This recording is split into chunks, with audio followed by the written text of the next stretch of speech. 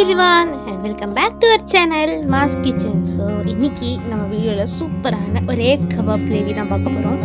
இது பார்க்கவே ரொம்ப டிஃபரெண்டா இருக்கு and டேஸ்ட் சொன்னா நம்பவே மாட்டீங்க. அவ்வளோ சூப்பரா இருக்கும்.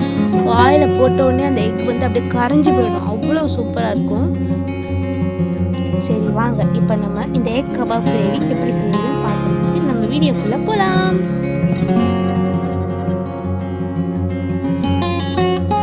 இந்த சூப்பரான எக் கபாப் கிரேவி வந்து ரைஸ்க்கு மட்டும் இல்லாமல் தோசை சப்பாத்தி அந்த மாதிரி எல்லா வெரைட்டிஸ்க்குமே சூப்பரான ஒரு சைட் டிஷ்ஷாக இருக்கும். நாங்கள் வந்து வெஜ் பிரியாணியோட சாப்பிட்டு பார்த்தோம். டேஸ்ட் அசத்தலாக இருந்துச்சு. என் ஃப்ரெண்ட்ஸுங்கள்கிட்ட ஒரு அன்பான ரெக்வஸ்ட் இருக்குது. அது என்னென்னா நம்ம சேனலை மறக்காமல் சப்ஸ்கிரைப் பண்ணிடுங்க. கூடவே பக்கத்தில் இருக்க பெல் ஐக்கானை கிளிக் பண்ணிக்கோங்க. அப்போ தான் நம்ம போடுற வீடியோஸ் எல்லாம் இன்ஸ்டன்ட் நோட்டிஃபிகேஷன் வரும். இப்போ வாங்க நம்ம வீடியோக்குள்ளே போகிறதுக்கு நான் இன்னைக்கு வேக வச்ச முட்டை வந்து 3 நம்பர்ஸ் எடுத்துருக்கேன். அதோட ஒரே ஒரு சீஸ் பிளாக் எடுத்து வச்சுருக்கேன். கூடவே அதுக்கு கோட்டிங் கொடுக்கறதுக்காக ஒரே ஒரு முட்டை எடுத்து வச்சுருக்கேன். இப்போது நம்ம அந்த 3 முட்டை அவிச்சு வச்சுருக்கோம் இல்லையா, இது ஒரு கிரேட்டரை வச்சு நல்லா நம்ம வந்து கிரேட் பண்ணி எடுத்துக்கலாம். இதோ இந்த மாதிரி நம்ம நல்லா எல்லா முட்டையும் கிரேட் பண்ணி எடுத்துக்கலாம்.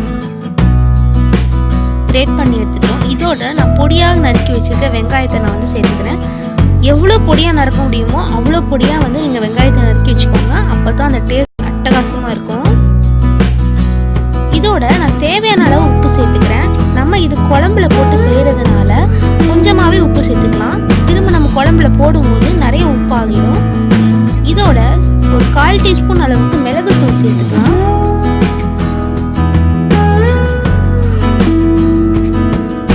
டீஸ்பூன் அளவுக்கு மிளகாய் தூள் சேர்த்துக்கலாம்.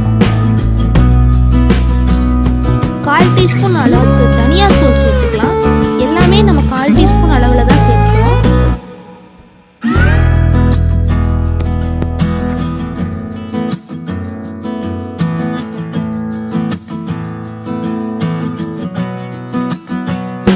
இதோட நம்ம ஒரு முட்டை எடுத்து வச்சிருந்தோம் இல்லையா, அதை ஒரு கப்ல போட்டு நல்லா பீட் பண்ணிட்டு அந்த மிக்சரோட சேர்த்துக்கலாம். அப்படியே சேர்த்தோம்னா அது கலக்கிறதுக்கு சரியா வராது.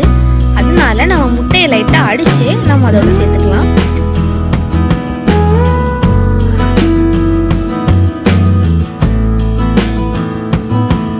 நம்ம முட்டையை நல்லா அடிச்சிட்டோம். இதோட நம்ம சேர்த்துக்கலாம். சேர்த்துட்டு நம்ம நல்லா ஒரு மிக்ஸ் பண்ணிக்கலாம். ஸ்பூனை வச்சு நல்லா மிக்ஸ் பண்ணிக்கோங்க.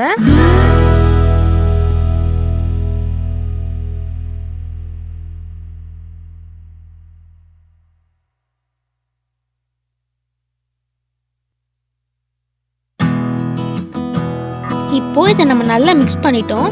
இது நல்லா ஒரு பாண்டிங் கொடுக்கறதுக்காக நான் ஒரு டீஸ்பூன் அளவுக்கு கார்ன்ஃப்ளவர் சேர்த்துக்கலாம். கலக்கி வச்சிருந்த அந்த எக் கபாப் மிக்சர் இருக்கு இல்லையா, இதை வந்து ஒரு குழிப்பணியார கல்லில் போட்டு நம்ம வந்து பொரிச்சு எடுத்துக்கலாம்.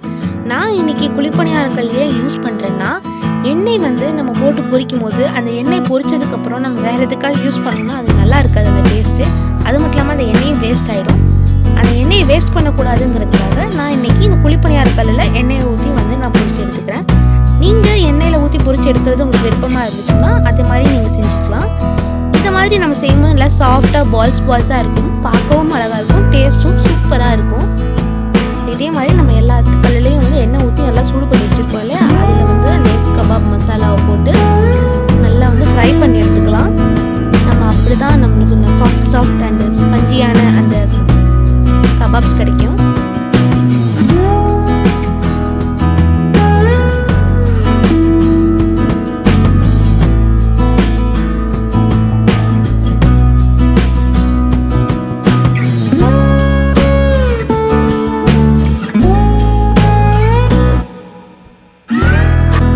பாத்தீங்களா, நம்ம கபாப்ஸ் எல்லாம் அப்படி சூப்பரா ஃப்ரை ஆகுது இல்ல, பார்க்கவே ரொம்ப அழகா இருக்குல்ல.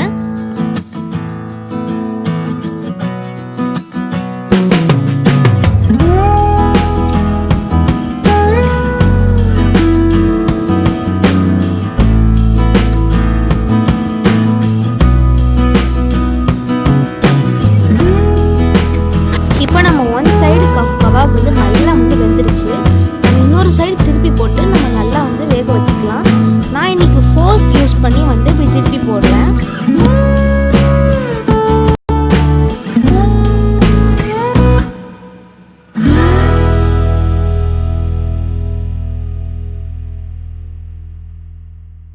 இதே மாதிரி பொன்னிறமாக நம்ம வந்து எல்லா எக் கபாப்ஸையும் வந்து நம்ம வந்து பொரிச்சு எடுத்துக்கலாம்.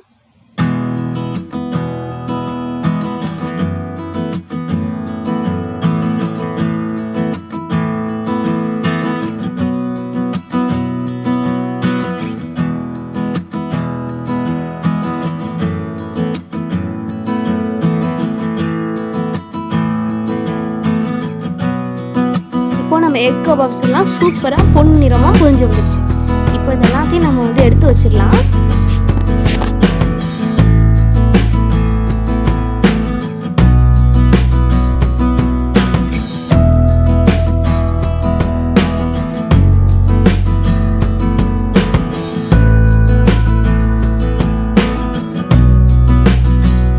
இதே மாதிரி நம்ம எல்லா எக் கபாப்ஸையும் பொரிச்சு எடுத்துக்கலாம்.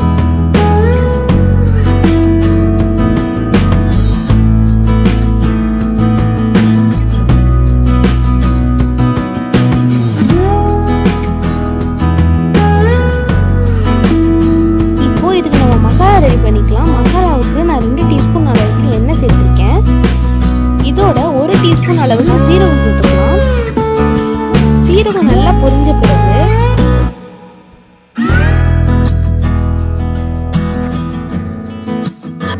அரை டீஸ்பூன் அளவுக்கு சோம்பு சேர்த்துக்கலாம்.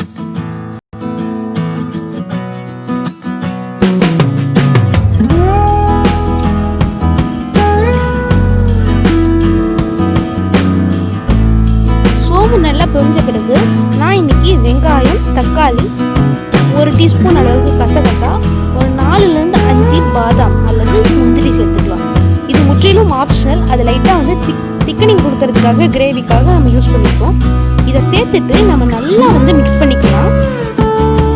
சேர்த்துட்டு நம்ம 1/4 டீஸ்பூன் அளவுக்கு மஞ்சள் தூள் சேர்த்துக்கலாம். சேர்த்துட்டு நம்ம நல்லா மிக்ஸ் பண்ணிக்கலாம். இதோட 1 டீஸ்பூன் அளவுக்கு மிளகாய் தூள்,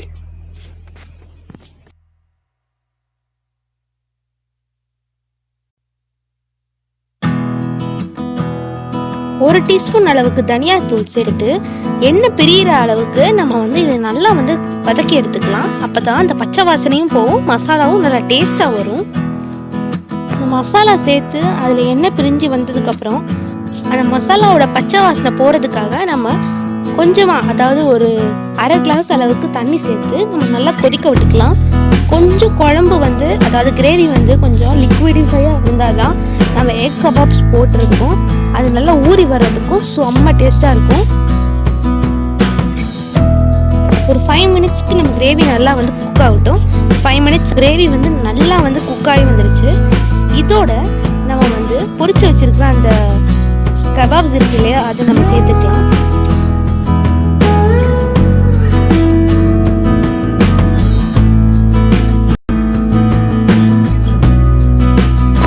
சேர்த்துட்டு ஒரு 2 நிமிஷம் அளவுக்கு வந்து நம்ம வந்து கொதிக்க வச்சா போதும்.